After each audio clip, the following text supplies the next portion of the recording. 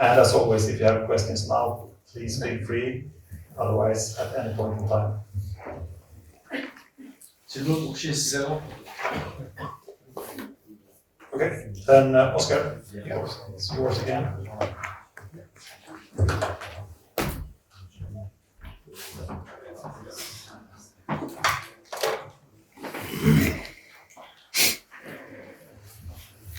Okay. So, yeah. Continue then with the next presentation. We're shifting the topic a bit again to kind of a case study where we're using tactical optimization and machine learning, kind of a CPM plus type of project to maximize mission capability. So really combining machine learning, simulation, and optimization to achieve mission capability. It's a proof of concept study that we have performed for one of our customers.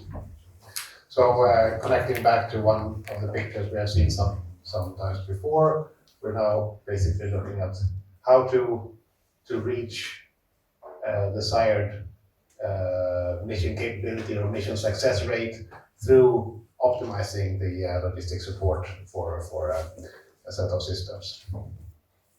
And again, to connect back to where we are, now it's not about strategy, it's more about using, turning data into information that we can then turn into good decision support through analysis.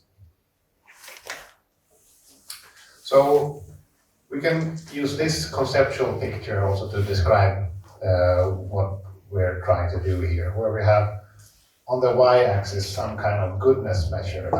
The higher we get on the y-axis, the better quality decision support and the more accuracy that we have.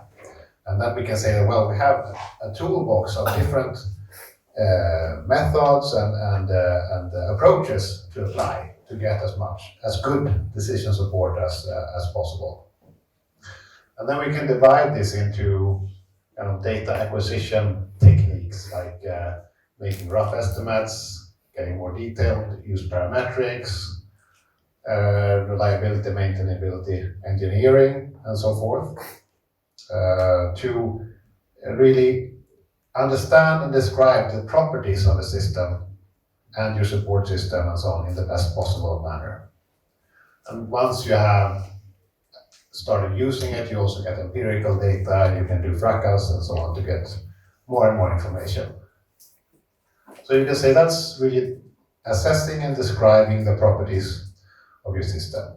But that's not enough to describe it. You also need to see how to achieve the desired performance. So that's more on the OR side, where you then use the different techniques, simulation, optimization, and so forth, to decide what is the best action.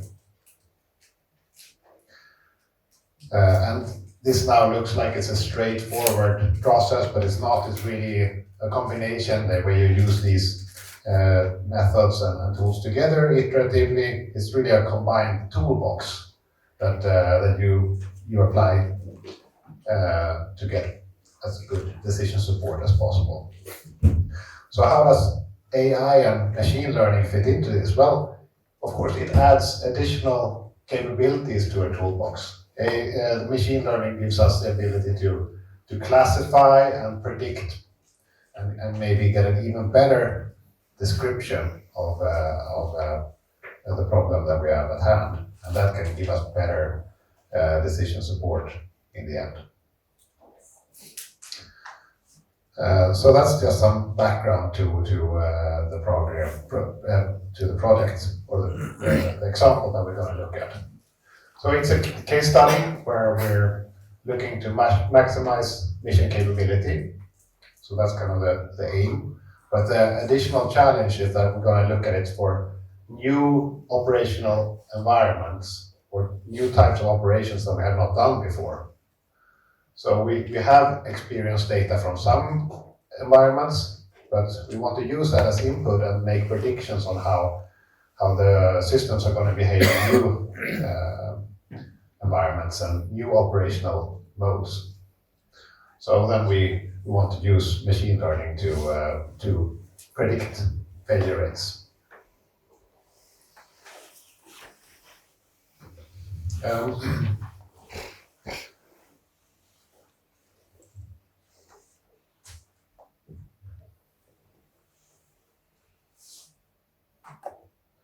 So the customer here is a provider of land systems, and also this customer is maintaining them as well. So their customer have PBL contracts to sort that out. And the vehicles are used in different environments and in different configurations. So it's used in the Arctics and in tropical forests and in the desert and in Central Europe and so on. And there's also different configurations. So for example, the armor levels may vary and so on. And there are seasonal variations, and there are also variations depending on the operator, who's the driver of the vehicle, also affects the failure frequency of the components. So the request comes then from the user community, for the customers of this provider, to provide PBL contracts that can guarantee robustness and flexibility to handle different types of scenarios. So not just an average type of utilization, but it's tailored.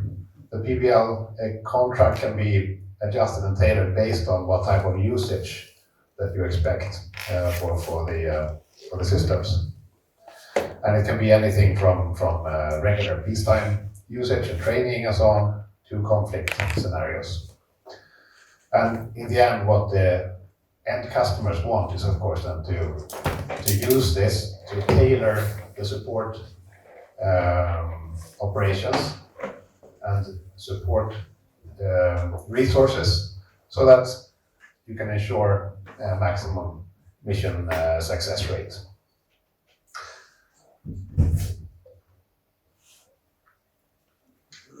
And it also shows that the failure rates will vary a lot depending on how it's used, where it is used, if it's in difficult terrain or easy terrain, and if it's intense usage or high temperatures and so on. That has a very big impact on the failure rates. So that's the task. So it's kind of focusing on mission engineering here. And again, we wanted to get some illustrations for this. So we asked ChatGPT to generate a picture to illustrate 100% mission success. So it came up with this illustration. We were not super happy with that. It doesn't really tell us anything, so we tried again, and it gave us a little bit better illustration. Still kind of conceptual, but at least it shows that we're trying to get as high as possible and ensure mission success from a support perspective.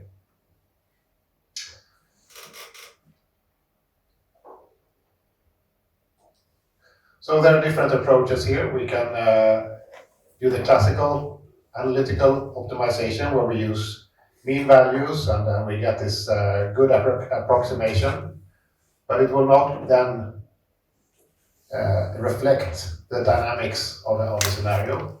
So instead, in this case, we think it's better to use a tactical optimization approach, where we use optimization with simulation, where we can capture all the dynamics of a real-world scenario. And of course, we want to get as accurate as possible, because just a few percentage of better mission success rate is probably worth a lot of additional analytics.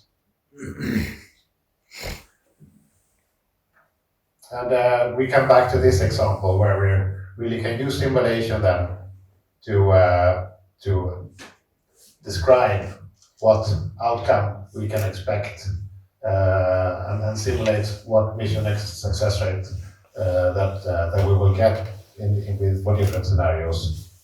And of course, then we want to improve and optimize to reach as high as possible. And we can with a tactical approach where we have evolutionary algorithms and simulation, we can be very dynamic in how we describe it. So we can let a lot of different things vary. So not only the spare part, but also the number of systems and the number of resources.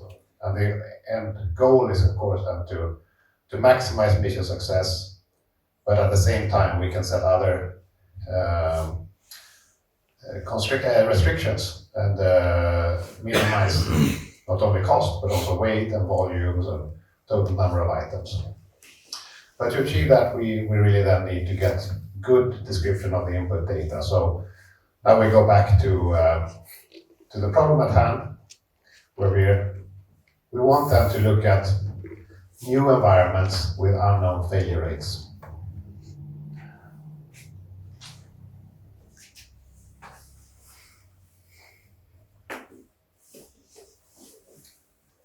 So the approach then is to collect as much historical data as we can from CAN bus and sensors and from service logs and the mission logs and so on from the previous operations, and then we take that and classify the data to certain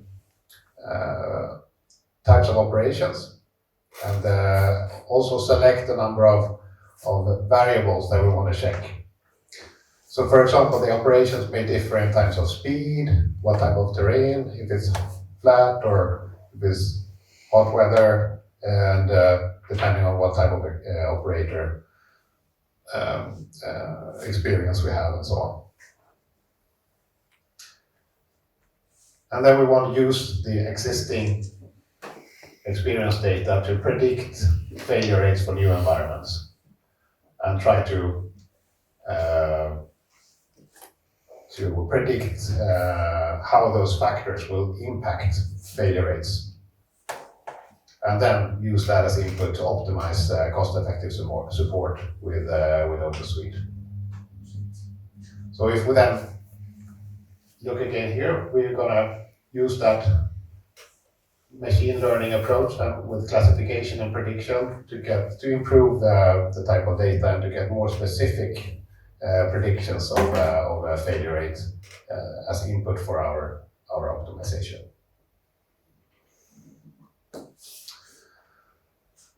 So if we have a process overview, we can look at it like this. We have the customer that has a PBL contract that he's looking at.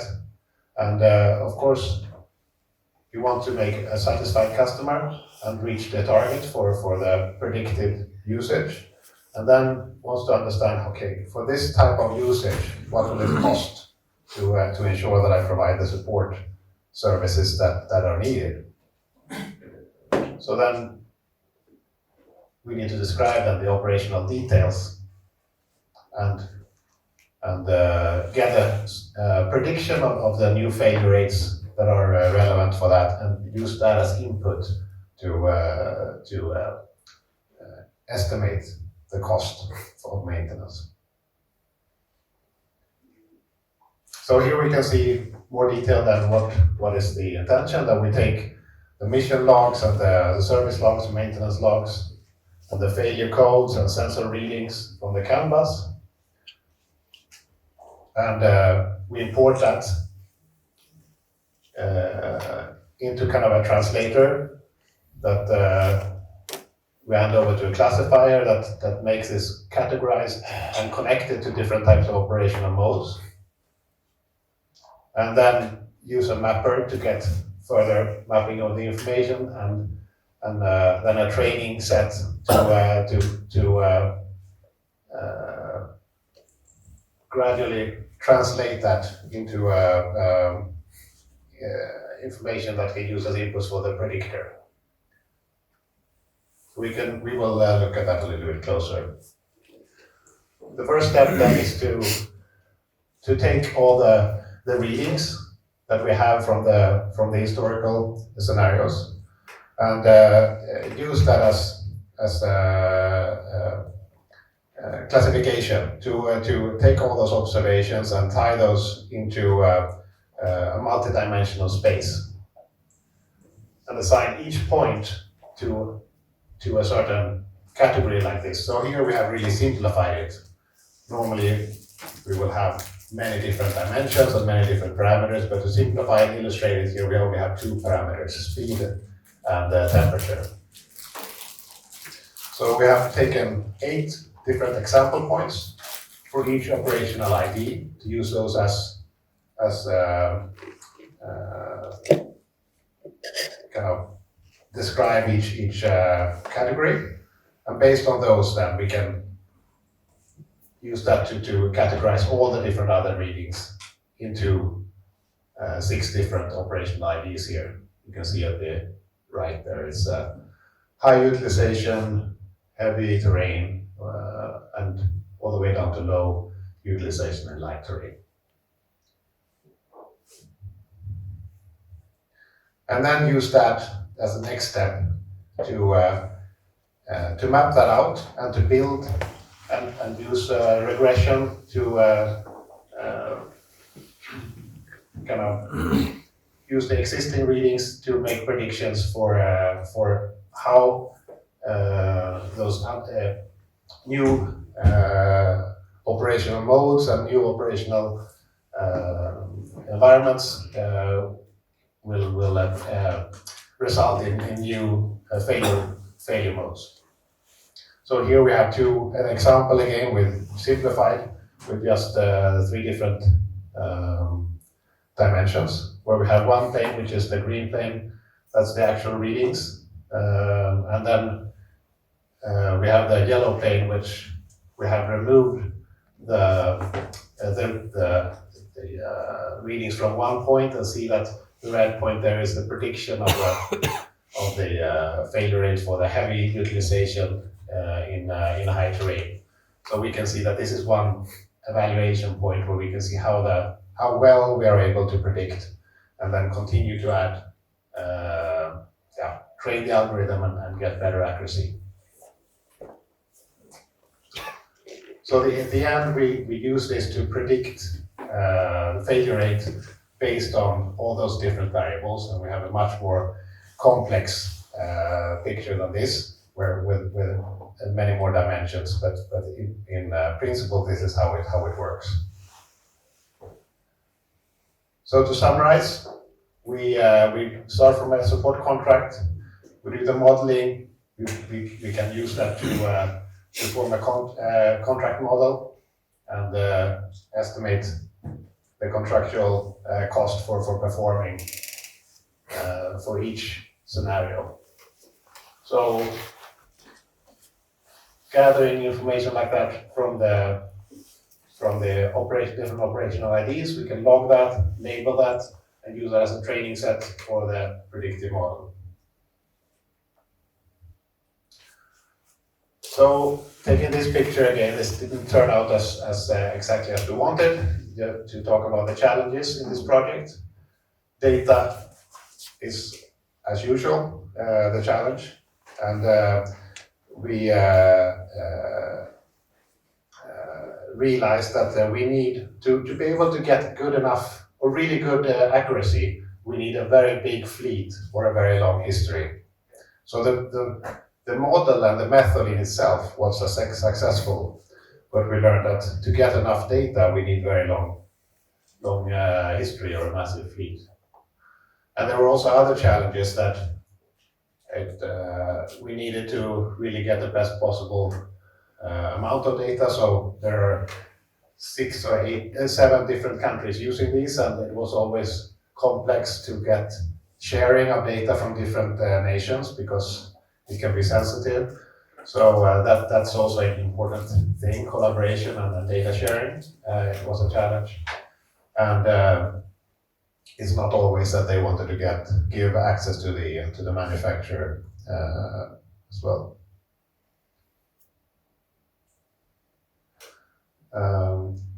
And even if they did that, it also showed we could see that the high value components in these, also the components that we really want to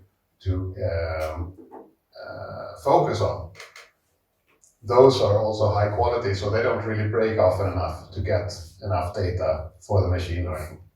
So that was actually one of the conclusions from this project, that we can definitely do this. The method is possible, but it's not necessarily the perfect approach for this type of system and for this size of the fleet. So you could say that, well, what we wanted to do, we wanted to reach as possible, we wanted to reach the stars, so we combined simulation, optimization, and machine learning, and the method really works. Mission success rates and adaptability, we could do that a lot better than the traditional approach, and we get better accuracy with more data. Oops, sorry. But there were some challenges, and actually we have this type of conclusion as from several other projects as well. So from one of the conferences we went to, the NATO LCM conference, there were 3 other presentations about machine learning, and these were some similar comments from those. That there was a lack of data related to, it was not enough data to show failure and extreme degradation. Operators often perform replacement or repair of components before the failure occurs. So that also means that you don't always learn how components fail. Another project where they said that, well, the proof of concept was successful using data that we generated, but it also became clear that we would not reach sufficient experience data until quite late in the life cycle. So quite similar to our experience from this project. Another presentation was regarding sensors, and it was from a presentation from an aerospace manufacturer about sensors. But he said that, well, the conclusion in the industry right now is that we will not put sensors everywhere. So it will not be fully, it would actually compromise, it will cause reliability problems in itself and increase the aircraft's complexity. And also this vast amounts of data can compromise the ability to really make best use of condition-based maintenance. So just to conclude, I think that what he concluded was that the number of sensors and signals and their frequencies has to be used wisely, and depending on the what you want to accomplish, and maybe focus on components that are really critical to monitor. So I think that together it can be summarized a bit like this, that data gathering, of course, is central to succeed with CVM Plus and Ram-C. And the better you can predict and so on, the better you can tailor the logistic support services to the operational needs. And machine learning can really add capabilities in this domain.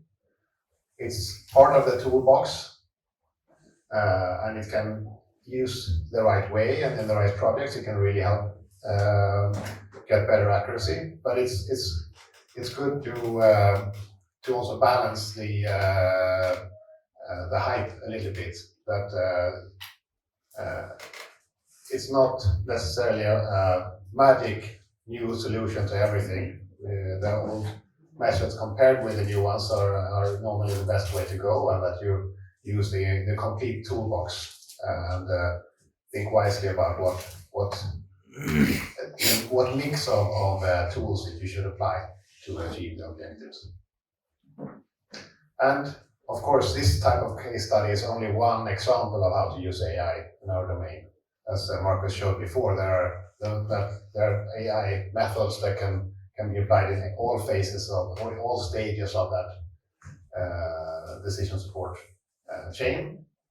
And one of them, I guess, we will talk about more in the next presentation, which is use of evolutionary algorithms, which is also kind of a methodology from AI domain. All right, that's it. Any questions on this presentation? 혹시 질문 있으신가요?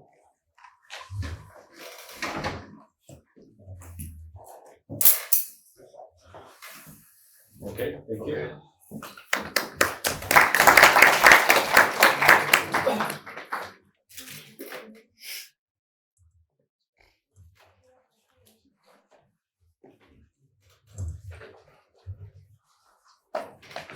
제가 잘 모르지만 우리 국방에서 지금 하고 있는 CBM 플러스가 나아가야 될 방향 중에 하나일 것 같습니다. 이렇게 나가는 게 맞을 것 같고요. 그 다음에 머신러닝 그러면 자꾸 헷갈리는데 그냥 데이터 많은 거 처리하는 건가? 뭐 여기에 뉴럴 네트워크 있거나 이런 거 아니고 많은 양의 데이터들을 우리가 통계적인 기법으로 클래시파이하고 그 다음에 그걸 통해 가지고 프리딕션하고 뭐 이런 정도 수준이라고 생각하시면 되고 복잡하게 들어가 있는 건 아니고요.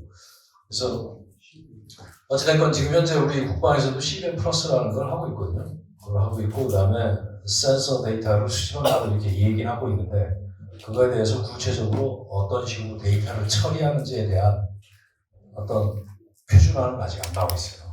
그래서 그런 것들에 관련돼서 한번 사례를 한번 만들어 달라고 제가 요청을 했는데 그 요청에 대해서 이해를 이렇게 간단하게 소개한 걸로 알고 있습니다. 일단